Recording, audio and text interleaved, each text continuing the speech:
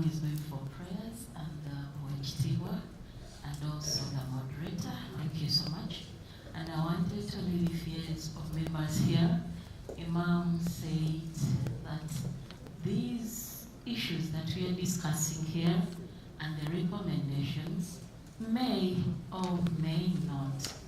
I thank God that the Uganda Human Rights Commission, where I serve as a commissioner, is an independent institution, and we request that whoever person discusses gives us the recommendation, and we have powers to speak to the first topmost to the lowest person, and we speak on behalf of the people. So whichever recommendation you make, just be rest assured that sometimes we sit across the room and we speak everything that you really say, and they listen. That is why sometimes you see some things changing, but you can't know why they have changed in that way. So I want to comfort you, Imam, that whichever discussion you are making here and members, we are noting, and the relevant organs and institutions will get that exact information the way you are saying it. And don't fear to say out, because sometimes they also get tired of people close to them who do not tell them the faults. They always want to hear the faults so that they can make things right. Am I learning, officer? Yes, we speak, we recommend, we summon, and we follow up. Thank you. Ladies and gentlemen, His Grace the Archbishop is leaving us, and we are very grateful that he has graced this function. I request out of respect that we stand up as he walks out. Let us all stand up out of respect. He's walking out together with the acting Katikiro, and let us recognize him as he walks out. Commissioner Shipra, please, we thank you so much. Thank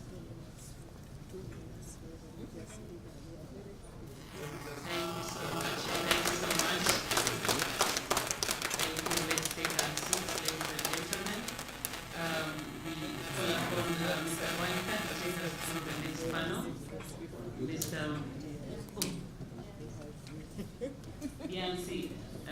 Mr. Biansi, come and take the floor. If you can be a bit fast, and you will invite the next panelist.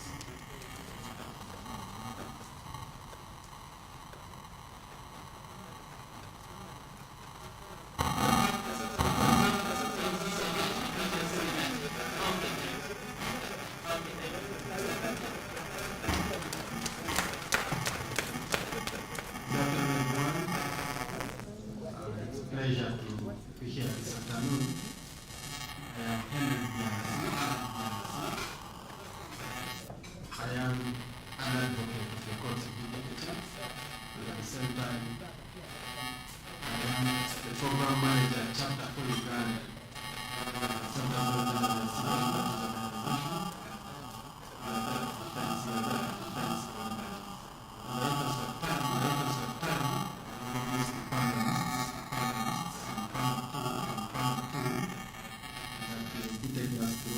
Opinion leaders and media in shaping electoral narratives. Please join me to welcome Ms. Joan Comfort Malese.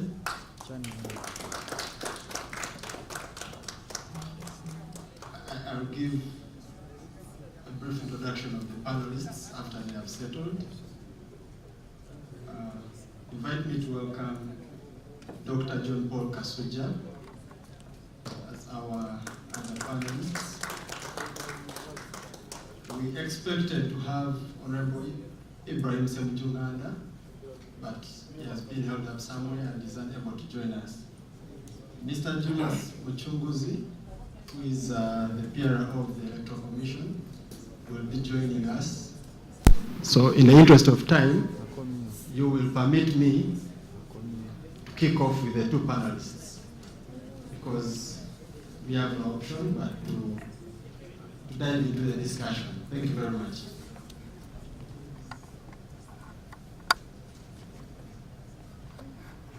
You're most welcome, our distinguished panelists. I'll start by introducing the lady on my left, and that's Ms. Joanne Comfort Valese. She is a seasoned journalist and the Vice Chairperson of Uganda Media Women's Association. She has previously held roles of program director. She has been a broadcaster and an anchor.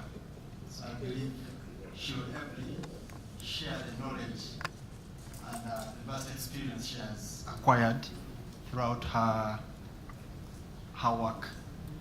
Dr. John Paul Kasuja is a political analyst. I believe many of you have seen him on TV on several occasions, but he is also a lecturer at Kabale University.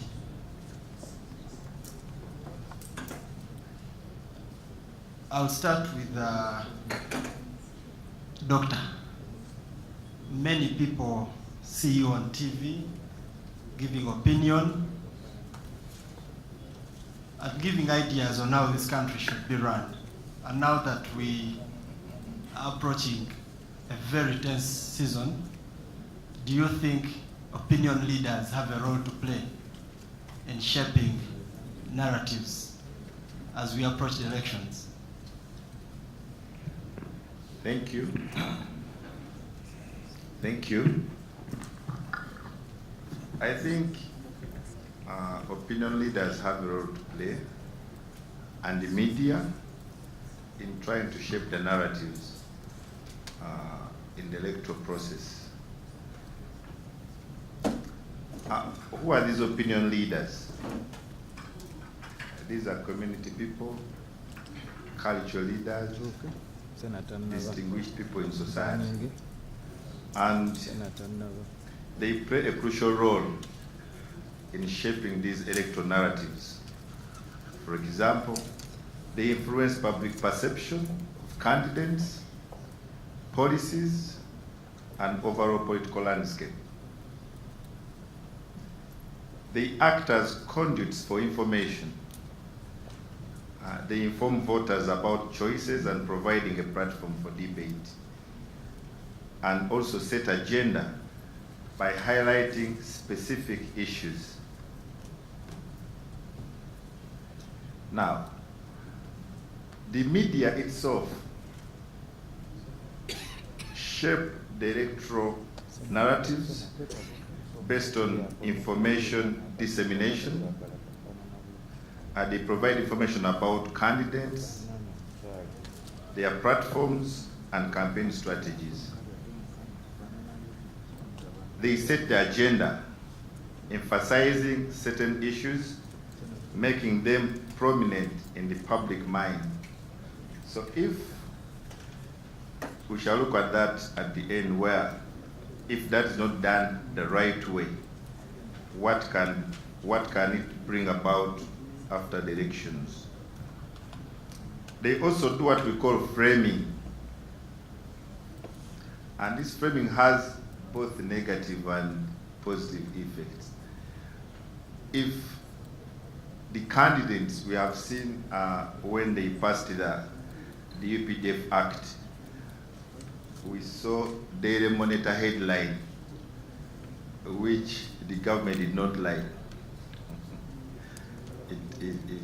But in the minds of so many people, it was representing the thinking of so many people.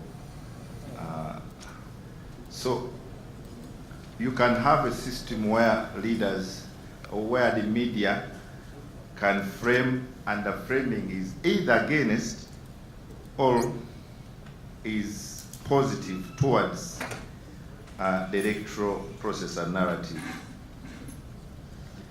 They do what we call horse race journalism. This one can focus on who should win, rather than policy details. So if we have media focusing on such situations, then it can provide or contribute negatively to such electoral processes. The opinion leaders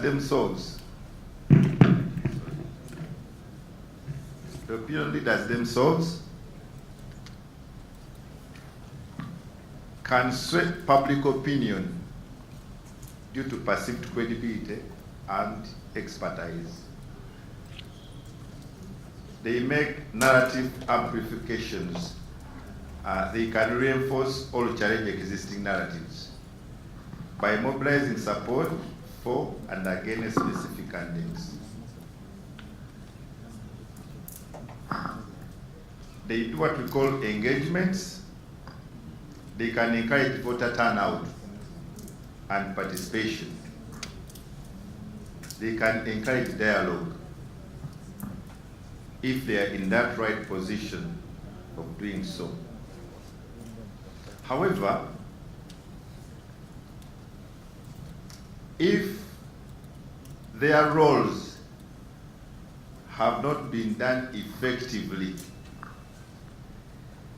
then they can contribute to the reshaping of electoral narrative. They can create what we call hate speech.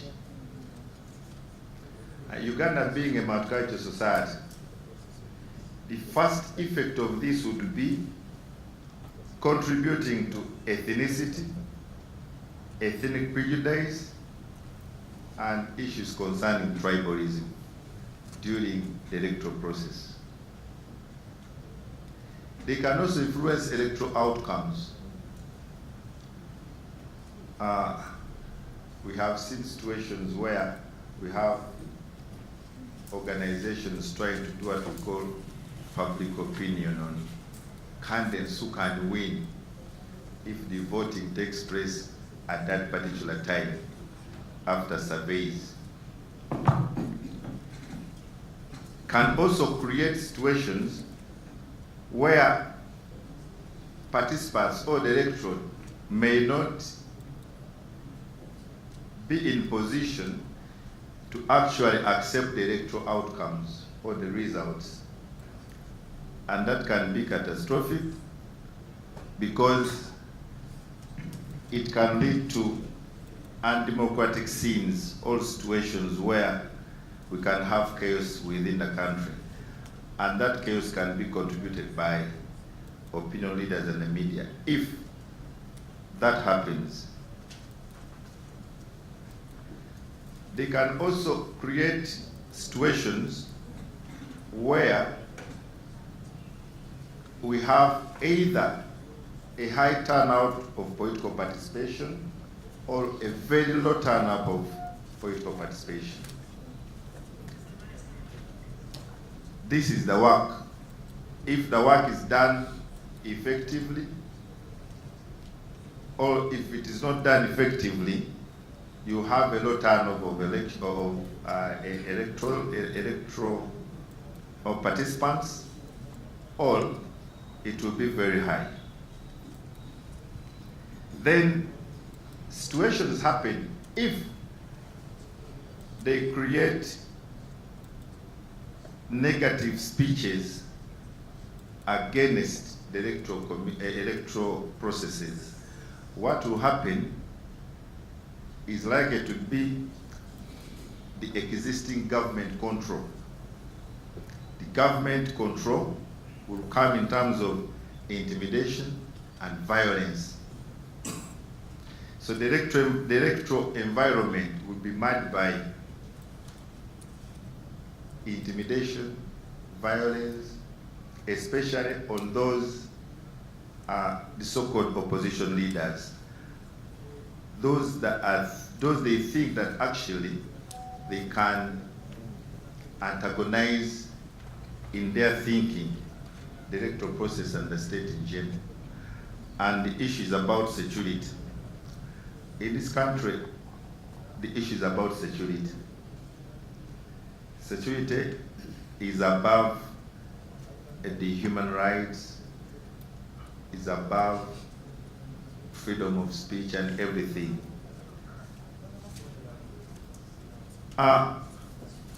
What we should know, as Imam Kasoza said, is that much as we are here talking about all these elements of how can we mitigate the risks in the coming elections, we need also to see the situations and the realities that we have that contribute or shape these electoral processes. If we have candidates and leaders who tell us that elections cannot overthrow leaders in Uganda, if we have leaders who say a mere ballot paper cannot take me out of power, if we have stakeholders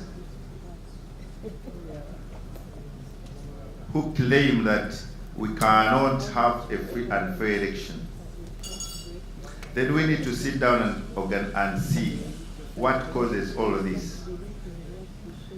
Now, we have not, the previous speakers have not talked about the core problem of elections. It goes back to our national constitution.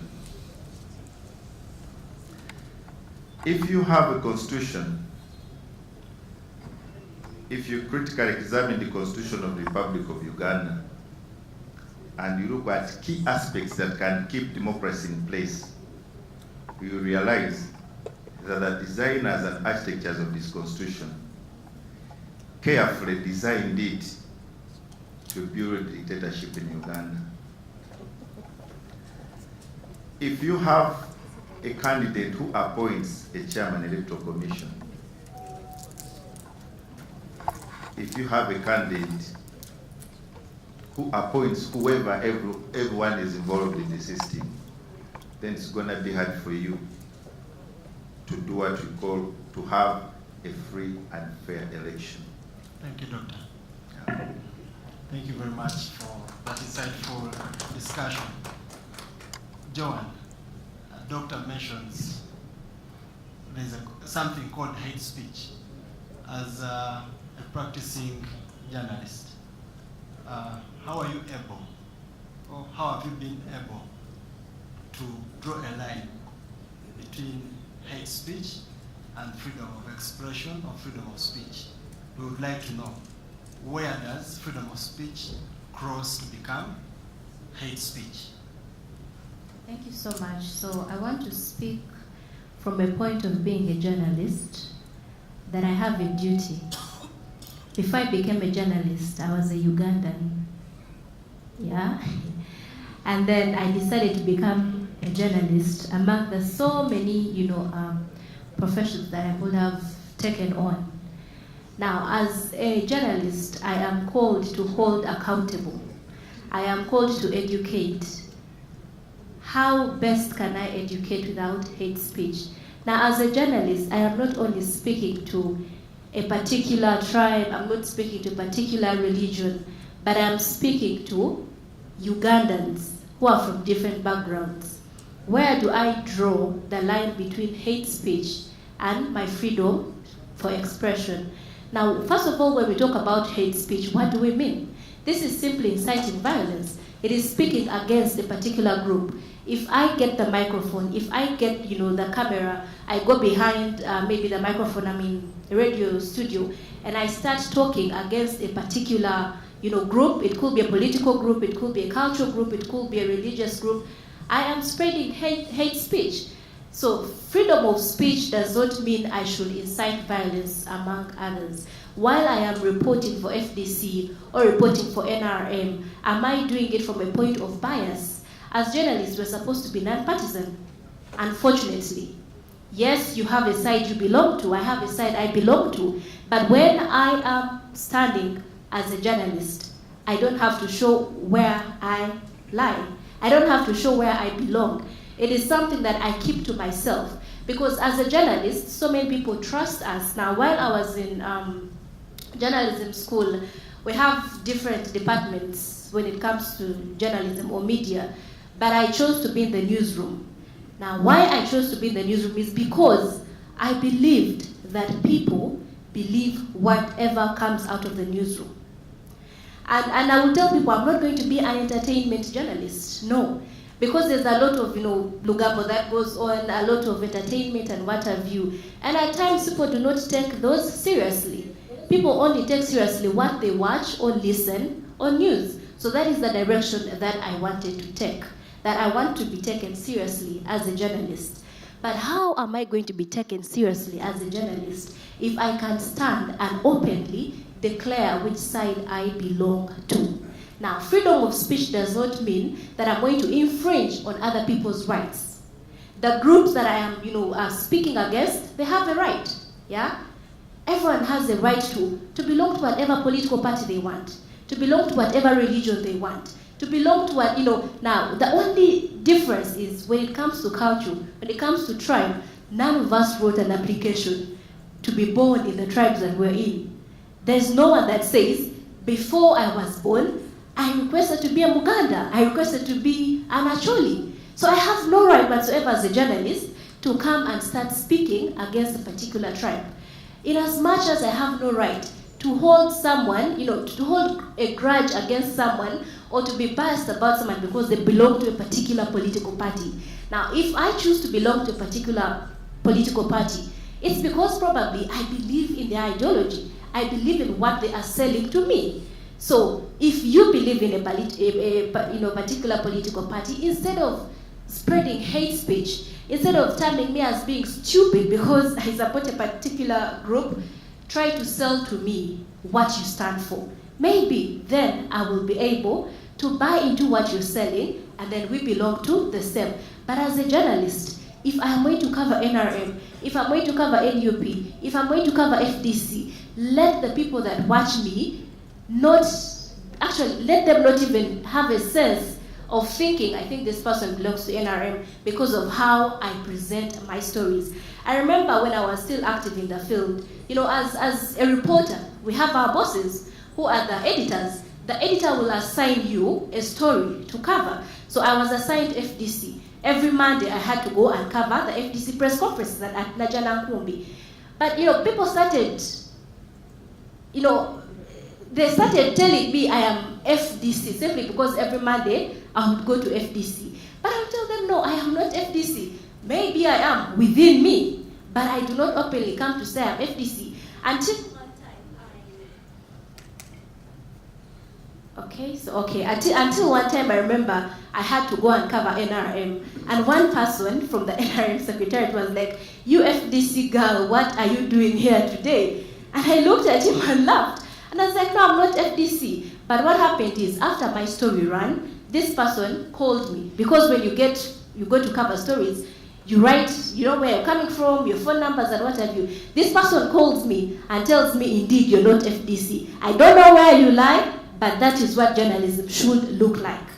But it is unfortunate that we have journalists where you can ably tell this person is opposition and this person is for the government, which is very wrong. And that is where hate speech starts cropping in from. Because we feel, yes, we are human beings, I have a right to say whatever I want to say, but while you are saying whatever you have to say, you are forgetting that there are people that take your word for gospel truth. So what are you saying? Is it for or is it against Uganda? Because after all is said and done, when I was starting, I said before I became a journalist, I was a Ugandan. So whatever I do, is it for Uganda, is it against Uganda? We all hold opinions, but do all opinions have to be aired out? Because I can tell that, okay, when this politician airs out their opinion, it is just their opinion. I can choose to take that opinion or not. But there is someone that cannot tell between an opinion and a fact. And that is where the media comes in, for you to know that this is mere opinion and this is a fact. How do I put the fact out there without inciting violence? How do I put the fact out there to inform people, to educate people without necessarily provoking them into anger, without necessarily, wanting them to get, I don't know what term I can use, but there are moments when you watch a news bulletin and you're like, no. Actually, there was a time that I stopped watching news because what news was full of negatives. And when you looked at, when the majority of what was airing, it's politics. Yes, politics is part of us. But while we are putting out politics, there are other matters that do matter. There are other issues that we need to look into. Are we educating masses as media practitioners while we put out the election rigging and what have you? Are we doing our part to educate the masses as well? What does it mean when you go violent? What does it mean for you to exercise your right without infringing another person's right? It is unfortunate that we only look at one-sided stories. This person has been killed. This person has been done this. But do we go ahead to get the other side of the story such that we have balanced opinions, we have balanced, reportings when it comes to the news? That is what I can say for now. Wow, thank you very much, Joanne. Very impressive. I want to welcome Mr. Julius Muchunguzi. Most welcome. He is the Public Relations Officer of the Electoral Commission. We have been discussing matters that touch your office, but I'm glad you've come. I'll give you a minute or two to first settle in. So, Doctor, as Mr. Mchunguzi settles, Joanne has been able to draw boundaries between hate speech and freedom of expression. So according to you, how do you think the issue of hate speech can be countered without infringing on people's rights, freedom of expression and speech? In a minute or two. Yeah, I think different stakeholders, when we talk about elections, when we talk about these competitions that people go into, we always forget one thing, that we are all Ugandans, we are all developing, participating in the development of this country. And we all need to look at ourselves as people who are looking at the common goal called State of Uganda. But if we look at it in terms of our personal interests, in terms of our group interests, then these situations will happen and people will think about themselves in terms of their interests, in terms of their groups. But if we develop an element of, we go beyond patriotism and go to nationalism, if we all think about the state of Uganda and we know that elections are just a process of the transformation of our state and not a do-or-die system, and we all know that a leader can leave power, another person can come in, so that it's not a matter of life and death, then we will not develop all these situations of what we call that hate speech situations. I think we need to go back to the core values of our state and not to think about ourselves and to think about Uganda as a nation. Thank you very much, Doctor, for that wonderful submission. Mr. Mchunguzi, the past elections have been characterized with internet shutdowns. Probably, if you followed what was in Kenya yesterday, you saw what their broadcast, the in charge of the broadcasting services did, and our National Broadcasters Association condemned the same. In your opinion, as the PRO of the EC, do you think such conduct, such conduct gives life to a free and fair electoral process, gives life to shaping electoral narrative, or it is a hindrance to exercise of freedoms? Thank you very much, and I apologize for being physically late here, but I want to thank the organizers, Uganda Human Rights Commission, for enabling us, even those who are out there, to be able to follow. So I was following the entire process, and I still can follow. If you go on the Uganda Human Rights Commission Twitter X account, you are able to follow the proceedings even when you are remote. So I miss the physical presence, but the intellectual and social presence has been there. So thank you very much. So that's one, to thank you. Second, to say that for us at the Electoral Commission, we cannot envisage a free, fair, transparent, and credible election without the media. And without the media playing its constructive, professional, and responsible role. Because elections by their very nature are about people, citizens of Uganda, making choices. And to choose, you must have options. People must know what the options are.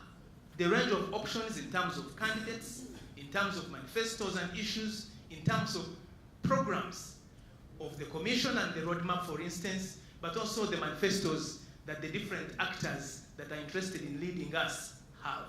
So the media plays a very critical role.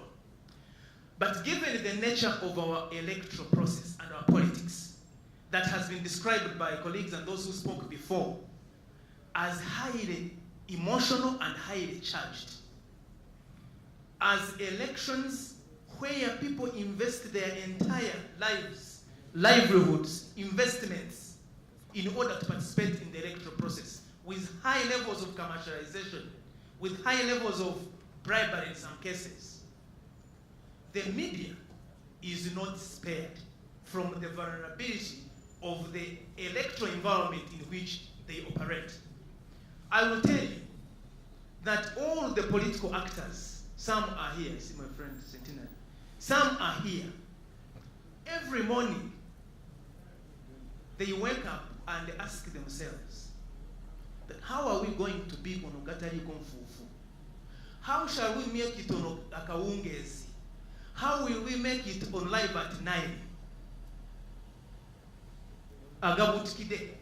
And they must do something. They must do something, including acting, to be able to be in the news bulletin, which is just for 1 hour. And the interests are massive. Everybody wants a slice of that space of Live at 9 on MBS, on NTV, on BBS, on all those media platforms. So what do? You must plan for the media. They are targets. They are baits. And they will throw the baits. One of the baits is to create scenes. You create a scenario that makes sure that the slice of your news is the one that will lead. And what we tend to see is violent acts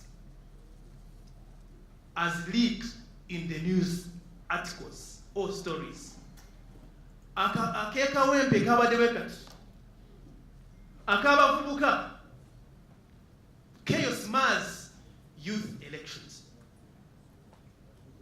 But you'll find that, for instance, if you had 71,227 villages in the country, violent acts were in 20 places. 20 or 100 out of 71,000. But the lead story will be chaos mass elections. And the 70,000, the 99% of those people that act well, that follow the law, that are obedient to all the procedures, that act peacefully, their stories will not be seen. And the narrative, locally and internationally, will be that when Uganda holds elections, it is war, it is blood. What do we say? Obviously, we would wish to see, and we should all be working towards 0 cases of violence anywhere. And that should be the commitment of all of us. And that's the message of the Commission. Let each actor including the media, play a role that does not give us images that depict our country as if it is in a war zone. But the media, they call the media, and they are here. Let us be objective. We need objective coverage of electoral processes so that the good, the bad, and the ugly have a space in the moment of the sun in terms of media coverage. I have wanted to first give that context because I think it is important. But speak to the point, the question of the internet and technology. Obviously, we should have a situation where the freedom of expression, which includes the freedom of the media, to be able to use technology to avail content, to avail the information about the electoral process to everybody. But all of these, whatever we do, is in the context of the law. There are laws that govern abuse, use, and misuse of certain technologies. If there is evidence, because I should say that the Commission does not manage the internet, there is an agency called the UCC, it's still there. There's an agency called UCC that is in charge of that space, and I don't speak for it. But we also know that today, the abuse of technology with the emergence of artificial intelligence, where they will get his head and create words over time, his voices over time, and create a pattern that will make him say things that he has never said. And by the time you come to explain, I've been a victim myself, by the time you come to explain that it is not me, the message will have gone, the perception will have been created, and the narratives will have been built. So the stakes are very high, including in ensuring that we use technology productively, efficiently, professionally, and responsibly. I think I'll stop there. Thank you very much, Julius. I know we don't have enough time, but I would have wished to have this conversation go further. Before I open up plenary, I'll just pose at least one more last question for each of my panelists. That's if time still allows. Joan, in a minute or two, the discussion in the House seems to paint a picture that the broadcasters or the media practitioners are operating below the minimum standards. What is your take on that? Is it a problem of the media practitioners or the enforcers of the law are painting a totally different picture? Thank you. So when we talk about the media in Uganda, we have the traditional media that we all know, radio and TV, and then we have social media. And social media seems to be the problem that we are fighting with mainly now, more than the traditional media, because the traditional media somehow is regulated, and we have professionals that are working within traditional media. The only challenge that I want to point out with traditional media would be the rule and divide that we are in. Over 300 radio stations in Uganda, very many TV stations in Uganda, and everyone wants to have a share, which Mr. Mchunguzi talked about. Now, most of these media outlets are privately owned. When you come out, when you own a media house, it has to run. You have to pay UCC and other bills, you know, electricity and what have you. You have to pay your staff. How do you pay your staff? How do you pay all these bills that you have to pay and still make a profit? Then you'll have to, you know, forego certain things and compromise on integrity, compromise on, you know, when it comes to ethics, because we have ethics that we are supposed to follow as media practitioners. That is the part of the traditional media. Now, talking about social media, everyone has become a journalist. Just have a smartphone and you're good to go. We have TikTok, we have YouTube. People have YouTube channels where they have thousands of followers. And these are normally, you know, spreading hate speech, propaganda. And for them, they don't have to make sense of anything. And because social media is coming up and we're seeing advertisers taking, you know, their adverts to social media channels or whatever it is, the traditional media is somehow shaking up and they're feeling like, okay, if this is what the social media gurus are doing, then I think we should also follow suit. So we've seen media houses that are fast to break news that is not factual. Before all this, we would fact check, because you are confident, even if my bulletin comes in at 9 p.m., at 10 p.m., people will tune in and watch, people will tune in and listen. But right now, you want to break the news on your social media. And now, as journalists, we have this, disease that is eating us up, developing story. Everyone says, this is the developing story, will give you more updates. But by the time you're coming back to give updates, what you put forth was total false, You've already incited. And social media is very funny, because you put something on social media and within minutes, it has moved. Even if you take it down, the damage has been done. There is nothing you're going to see. It's just like our words.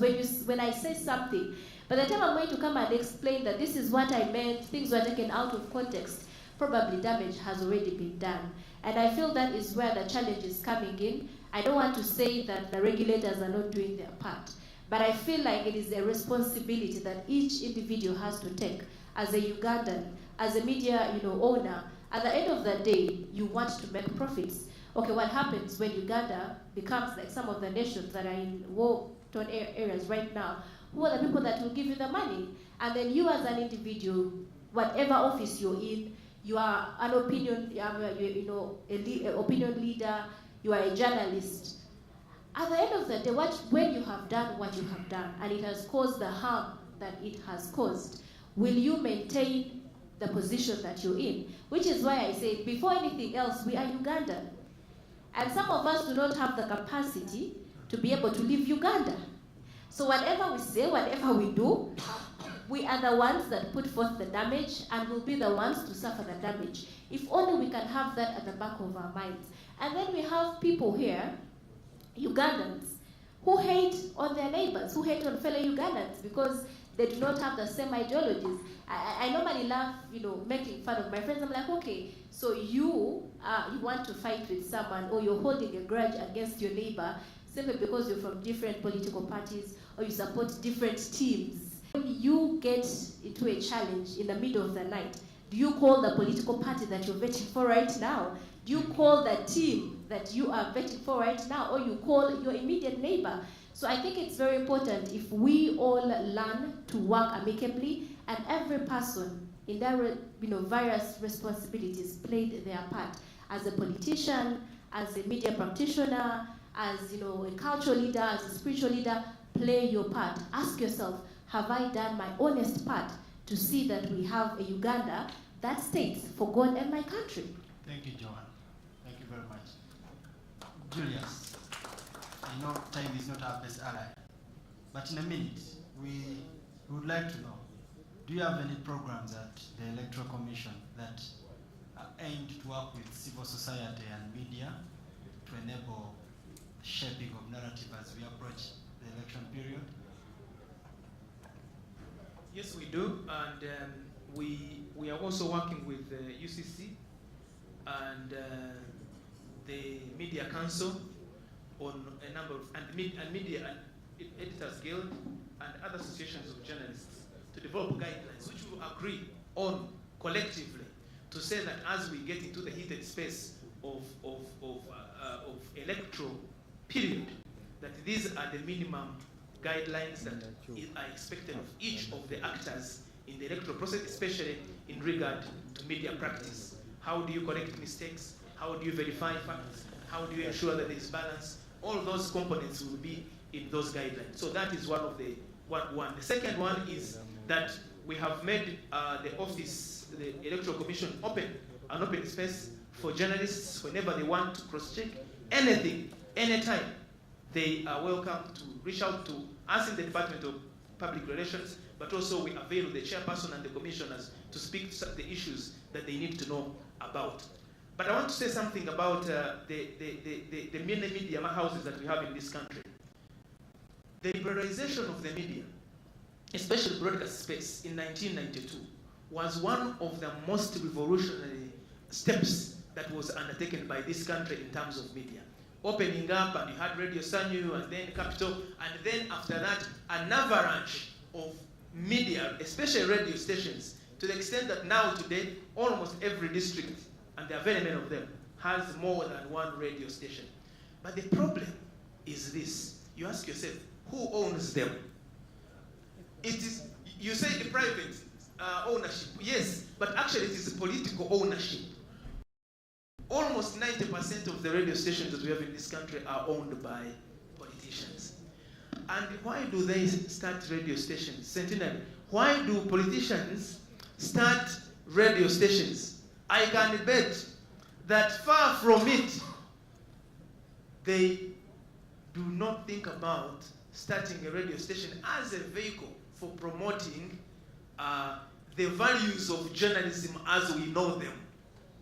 It is, you have a radio station because it's a platform for you to mobilize and politicize. And what that does, the recruitment and staffing of the people in these radio stations is on the basis of cadreship. You have cadres in radio stations, not necessarily professionals. So they will say, we don't want to hear or to see you hosting so and so on my radio. Is it true? No, we're not talking about, that is a national broadcaster. We are talking about politically owned radio stations across the country where the owner will say, if you host somebody who intends to contest against me, you are out. And so now already, because of the nature of ownership, the values of professional conduct of journalism in the newsroom is sacrificed at the altar of the political owner of this media house. And you know that radio remains the voice. Our people say we had it on radio, so it's true. So we have to liberate ownership by ensuring that agencies that should ensure that the minimum standards of what must be in place before you start and get a license to own a radio station, for instance, I'm talking about radio stations for now, meets the requirements that will safeguard professionalism. Not just picking your campaign agent and you make them the news editors. And that when they are reading the news and they hear a name, they even edit the name. They say, a certain politician in this village. Because they know that if they mention the name, it will be recognized and they'll get profile. So they will say, there was a politician who went to church today and donated this. And they will take it as if they are actually being balanced and objective. No, we have to redeem our air spaces. Thank you. Thank you, Julius. Thank you very much. And lastly, Doctor, we have heard about disinformation, misinformation. How do we ensure, how do Ugandans out there ensure that they do fact-checking? That, yes, people can speak, but what you take home at the end of the day is the truth, and absolutely the truth. What can Ugandans do to do fact-checking? Thank you. Okay. You know, the challenge with media today is that it is very difficult for anyone to be in media and is not influenced by, like the colleague has said, by the owner or whatever. Now, for example, there are those media organizations that have been branded as opposition. And we have seen situations like today, the breaking news that we are going on today is that NTV, NBS, and Daily Monitor have been banned by the NRM Electoral to cover the presidential presidential nomination of President Museveni, and they have not been invited. This is because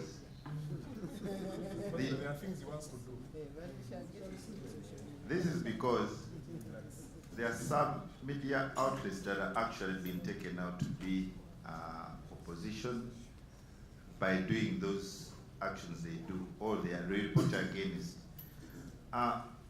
The challenge we have is actually not, sometimes it could be television, it could be print media, But the challenge you have is other types of media, like WhatsApp and all those things going on, TikTok and the like. When you examine the information that is being posted on these platforms, largely you realize that they don't come from journalists, but they come from politicians, supporters of given political parties and candidates, and they convey a lot of information to the public, even when this information is not right. Now, much as we have the legal procedures that guide these platforms or media, we still have a challenge. If, for example, here, if you read certain information on the media outlets and you post it to a WhatsApp group or another, you have actually also contributed in misinformation. So if we receive information about a given topic, you need to first scrutinize it and see whether this information is truly true. Is it fact? Is it a fact? Or it is merely propaganda. But in most cases, when many citizens receive information, what they do, they just forward it without knowing the damage it is going to cause to the public or to that given individual. You realize that in the so-called media or television, you realize that we have had, it is true, we have journalists who are actually, they belong to given political parties, and it affects their journalism. For example, we have had situations where politicians create scenarios and hide themselves and tell the journalists to report that maybe I've been arrested, I'm here, I got lost, I'm now here, come and pick me, and they pick someone and they're asking someone, where are you now? The person is at Express Highway, but he's saying, I even don't know, am I in Nairobi? So, you know, and this person who is reporting actually knows, but continues to give out this information to the public, to hoodwink the public, and cause chaos. I think we need to go back to professionalism. All of us, whether you were a journalist, know that this information that I'm conveying is either a fact, and if it's a fact, what is its impact on society? If it is a citizen, and you have received this information, you need to scrutinize it. Don't just send it and forward it to cause chaos. And by the time you forward, and at the end of it, the information was not true, but you have actually contributed to this information and misinformation. Thank you. Thank you very much, Doctor. I have been requested by Joanne that she wants to add something less than a minute. Okay, so about misinformation and disinformation, I understand when Mr. Mchunguzi says at times, you know, we have different organs of the government that are supposed to do certain things. Now, we understand at times as citizens we go overboard. But I think instead of, you know, beating up journalists, instead of, you know, beating up politicians because of misinformation and disinformation, if the government or the responsible entity would maybe come up with fact-checking sites, yeah? Instead of, you know, beating someone, you can just, you know, you don't have to slap me to say what I said was wrong, but give people the proof. They will listen to you more when you give them proof that what I said was wrong than beating me to prove that what I said was wrong. So I think we can also look at peaceful measures to deal away with misinformation and disinformation. It doesn't have to be violence. Thank you, Joanne. I now open plenary, but due to the interest of time, I'm strictly taking 3 questions. And once given an opportunity, please go straight to the question. I'll start with, okay, then I'll go to Honorable Alice Alaso after. Good afternoon, everyone.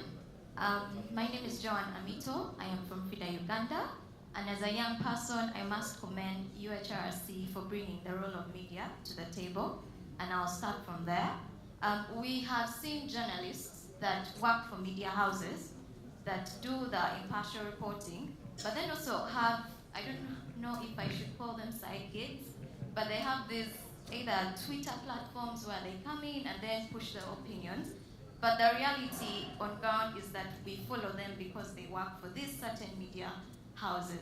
So I want to ask if there are accountability mechanisms for these particular journalists. My second question, being from FIDA, I want to bring in a gender lens to this conversation. Oftentimes during election periods, we see female candidates being portrayed a certain way. We are paying more attention to their personal roles, we are paying more attention to their family roles in society, and yet these are people that are educated, they have the capacity to live in whatever they have actually applied to become, and yet when it comes to reporting, the journalists portray them at a particular lens simply because they are women. We also know that women actually, how we portray women in society actually affects how the community perceives them. So I want to ask if the media houses, the UCC, do they have gender-sensitive editorial guidelines that actually allow for non-discrimination and inclusion reporting when it comes to how we portray our candidates? Lastly, I'd like to commend PR, Mr. Muchunguzi, for bringing in the conversation of the use of AI. As young people, we come across this very much, and like I said, most of our information is gotten from the media. Most of us don't read hardcore paper. We go to Twitter, we go to Nile Post, we probably sometimes don't even listen to BBC. I mean to BBS. Thank you, Joanne. Thank you. Please try to... Let me summarize it. So when it comes to AI and technology, I know this is something we cannot run away from. How are we going to ensure that we have sort of like an accountability mechanism to ensure that people are not distorting these images out there? Thank you. Thank you. Honorable Alice Alaso, your hand was up. Thank you very much, moderator and panel. I'm following up on comments about what wrong impressions can be created during elections. The impression, Mr. Muchunguzi, as if the whole country is at war. And I asked myself, if you bring all those members out and you deploy them, and you bring all that tear gas out and you release it on your population, are you in your right mind to imagine that a tourist watching it in Europe cannot interpret that scenario? My own thinking is that it is wrong. I mean, I love this country so much. It is wrong for a government to behave like a person who has decided to come out of their dressing room, out of their house, and walk right into the compound naked, and then blame the person who took their photograph. Yeah. Even saw them. Yeah, the person who even just saw you naked. Who told you to come out of your house naked? That is a problem we have in this country. We blame the media for showing the world what is happening in Kawempe, what has happened in whichever election or by-election or in Serere, and then you are the ones who pulled out all the mess. So please, those in government, help us to preserve the country. Don't bring out a mess and then expect the media. You go and slapping these young men and women who are looking for a living. Really, that's unfair. And then I am hoping that these proposed guidelines, in fact, you've scared me, Mr. Muchunguzi. These guidelines you're proposing with UCC are going to even worsen our lives. Because already the laws in the country provide for access to the public broadcaster, we should all go there. And I said UPC has thrown us, has refunded money many times. We've gone on FMs owned by people in power, because if you're in the opposition, getting that allocation of the signal is another matter. So you try to go into their radios, and they switch you off in the air. You are paid, but they have switched you off, and you talk in that room for 1 hour, you're talking to yourself. Thank you, Honorable. You go to those stations, and they switch you off, and you're talking to yourself, you come out, and you hear you're not talking to anybody. Really, so now you're making more guidelines to regulate even that. That is scary. But lastly, I really want to advise us, because at this we are the cream of the nation. There are no average Ugandans in this room. Let us talk the reality. If me, Alice Alaso Ashanut, can now take a month without buying a printed newspaper in town, what is my source of news? My source of news is my phone. I just pick it and immediately, you can do whatever you want. The thing to do here is to do the right things. But to think, mainstream monitor, lock the monitor, by evening today, we will all be watching what, even now, we are watching what is happening there. So it's a waste of time. The average Ugandan gets their news on social media. Either we do it the right way, give them the right news on social media, or we are in trouble because they will consume what they get. Thank you very much, Honorable. The last question, I can see Michael. Thank you very much. My name is Michael Aboneka. I have a question to Doctor. Opinion leaders. Who defines opinion leaders? Who is that opinion leader? There is a tweeting general in this town and has a big following. And I keep following. Some people tweet and ask, I ask for your approval, and he says approved. And tomorrow they're on the street. So what is this kind of opinion leaders that we're talking about, especially during this period of time? And how do you hold them accountable beyond the courts of law and the rest? Because that is very important in defining who an opinion leader is and on whose sides. Lastly, in the niche of media, how balanced do you want a journalist to be when someone is being battered on the street? Should they say someone was being greeted when they are being battered? How balanced do you want a media person to report an event such as that? Will you say the election was nice, just that there were just 2 people beaten? How do you want them to?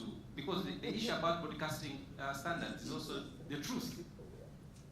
Without twisting the truth. So I think that we need to sort that out. How do you do that without reporting actually the false stuff, yet the real stuff is what we are seeing? Thank you very much, Michael. My panelists, please try to be brief. So I think I'll go first. Thank you all for those questions. I want to start with you, Michael. How balanced should a journalist be? Now, in as much as we are trying to protect our country and be for Uganda, a one Uganda, it does not mean I should throw away my responsibility as a journalist. I say journalists educate, we inform, we hold accountable as well. How can you be balanced? Now, it is one thing for you to run 6 stories, all of them full of chaos. Mr. Mchunguzi talked about us having several polling stations, having several areas and regions. You cannot tell me that all those, you cannot say Uganda had, let's say maybe a chaotic election period based on 4 polling stations. Yeah? How many polling stations does Uganda have? Do not close your eye when a politician is being battered, when a journalist is being battered. It is unfortunate that we lost a young man yesterday, and then one is a journalist, actually, CBS journalist. It is very, very unfortunate. And I'm not saying do not cover those, but while you are covering that, while you have hyped, the chaos, try to calm my soul down. Show me other areas where it has been peaceful. That is you being balanced. But if you give me 6 stories out of 8 and all are chaotic, and the only one that you're giving me that is kind of positive is actually not even positive, then you are insinuating something. And as an observer, as someone who is watching, I have a right to say, this person I think is biased. Now, I have been in the newsroom. While we're in the newsroom, you'll find editors saying, we know these are the hot spots, and that is where they're going to assign their reporters. Because they're expecting in these areas, there is going to be chaos.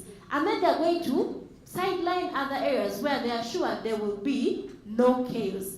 As a journalist, while you're reporting chaos in an area, can we also see how it is going on in another area? Now, in one area, there could be battering journalists. And then another area, there is vote rigging. While there is another area where actually people report on time and vote peacefully. Can we get all the 3 stories? And then we decide whether we are going to go with the chaos or we are going to go with the peaceful. But do not make the judgment for me. When a media outlet makes a headline, Uganda in chaos, what do you mean Uganda in chaos?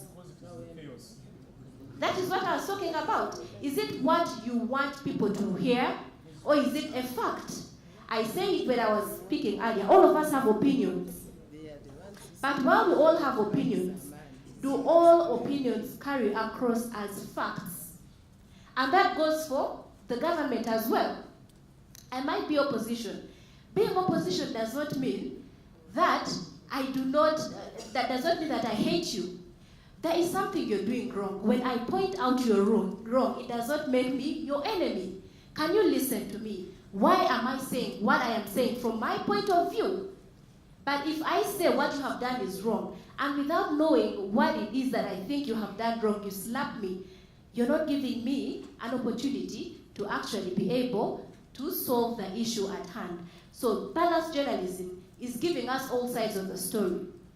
If maybe, for example, an opposition leader accuses police of something, I'm saying accused because I cannot say that what a politician says is a fact before I get the facts.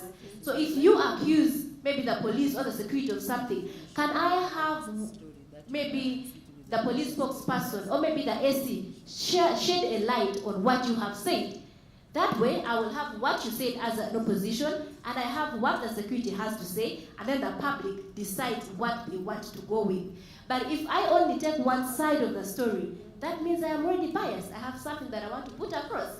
If I only come and portray what government is putting across, someone mentioned UBC, and recently I was at an event where one government official was praising UBC for putting, up and promoting PDM. PDM is not a bad thing. But you're not going to tell me about PDM and then you're closing your eye to journalists being killed. That is not balanced journalism. Give me the facts. Let me decide what I do with those facts. I think, to me, that is what balanced journalism is all about. And then Joanne talked about gender-sensitive reporting. I am glad to report to you that as the Uganda Media Women's Association, we have held countless trainings on gender-sensitive reporting, and not just only in the electoral processes, but generally, because we have seen media houses. Recently, the New Vision had their headline as a housewife beats so-and-so, and I was like, okay, so do you mean this woman is reduced to being a housewife? Is that all that she has to herself? But why do they do so? It's because it's what sells. Yeah? We're talking about what the public wants to hear, what the public wants to read. And then some people that call themselves feminists will come out and say, yes, women are doing this. But while women are doing it, are they doing it on merit? We have women that are in parliament because of the affirmative action. And these women are reduced. They're telling them, you're here because you're a woman. Not because of what? Not because of the potential that you hold. Because women feel like, okay, if I am a women representative for this district or for this region, that is enough for me. And the men in the space do not actually think those women have what it takes to discuss important matters as they do. So yes, we do have those gender-sensitive guidelines. And I just want to say to Mr. Mchunguzi, it's not enough for the government or the Electoral Commission and UCC Media Council to come up with guidelines for journalists. It is one thing for you to give me a paper to read through telling me what to do and what not to do, but it is another for you to make me understand why I have to do what I have to do. So I feel more than just the guidelines. Can we train these journalists? Can we empower them to do what they're supposed to do? Because we all have different roles that we play. You cannot play my role for me. You cannot dictate what I have to do. But if you can help me understand and look at things from your perspective, I think that would be a fair ground for us. In her opening remarks, Madam Wangadia talked about how it is less costly to combat, violence than actually getting out of the violence. So I think it's better before we get the numbers out, just like Rebalos Alaso said, can we maybe train and say we have resources to train journalists, to have a working relationship with them rather than treat them as enemies? Can we work with the politicians, be it opposition or pro-government, to see that we have a Uganda that is going to be happy and accommodative to each and every person? Thank you, Joanne. Julius, three things cut across. One, accountability mechanisms for distortion, militarization of the electoral process, and the guidelines. Please, briefly. No, first of all, I agree entirely with the Honorable Alaso that the best PR is doing the right thing. And that is what everybody, every one of us should aspire to do. No amount of public relations or spin can undo what has been done. And the aspiration of everybody, every actor in the electoral process, if I take the elections for that matter, is that let us do the right things. And the right things are those that are obedient to the laws. At least we still believe that we have the laws, we have this constitution, we have not overthrown it. It guides us on the constitutional way of how things must be done. And that is for everybody, including officials of the Electoral Commission, including political parties, candidates, agents, their supporters, security agencies, everybody. If we are all law-abiding, including the media as well, then we can have a situation where we reduce incidents of members or any other scenes that we see that are not pleasant and that do not give pride to our country. So I agree with you. Do not get worried about the guidelines, because the guidelines are going to be developed by a collective, driven by the professionals. We will facilitate that process. But any group that is geared towards a goal must have the minimum level of requirements, of guidelines that should bring all of us to our roles, to our rights, to our duties, to our responsibilities. To have guidelines is not a problem. The question is, what guidelines? What have you put in? Have you put in guidelines that are restrictive and contrary to the provisions of freedom of expression? No. So there will be consultative and there will be a consensus built on the basis of consensus on that which we believe is in the best interest of our country and our future. And I am glad, we will be inviting the representation of many actors, including Uganda Media Women's Association, so that the gender lens is part of what is included in those guidelines. Because we need to be as representative as our society is. And political parties to define media guidelines. Harold, I can see Harold there. So yes. So really, I think I don't want to. Thank you. No, so the accountability. Let me say this as the last point. That these elections, 2025, 2026 elections, do not belong to the Electoral Commission. They belong to the people of Uganda. Because this constitution entrusts all power to the people of Uganda. And all of us, including the Electoral Commission, are servants of the people of Uganda as per Article 1, which gives all the power to the people of Uganda. What that means, therefore, is that all of us, the media inclusive, should work towards ensuring that the right of the Ugandan to choose their leaders in an atmosphere of tranquility, peace, and freedom is guaranteed. And we can only do that if we are law-abiding. Two, if we follow guidelines. The guide of elections, and they are issued by the Electoral Commission, yes. If we are respectful of each other, and if we believe and know that this country is bigger than all of us, and that we are here to play a role at this time, we found it, we are in it, we shall live it. But how we live it, including how the media acts in building that future. Dr. Davis, Professor, I'm saying the country can leave us. We don't have to leave. I think on that note, I will stop here on the note that the country can leave us and we shall not leave it. I thank you very much. Thank you, Julius. And lastly, Doctor, it shouldn't take you more than a minute. Michael wants to know who is an opinion leader. Professor Nelson is trying to talk about the country can leave us. It's true, we have had many countries that are no longer existing. Yugoslavia and the like. Okay, someone was asking, who defines an opinion leader? So these are influential people in society, and their influence can be based on expertise or trust. Where the media, or those people who want to get opinions from them, think that they are highly active in media consumption. So it depends on the kind of story or situation that could define this person. If it is a legal process, if you can find someone, you can look at people who are retired judges, it can be retired politicians, it depends on the situation, and that defines that person that they need information from.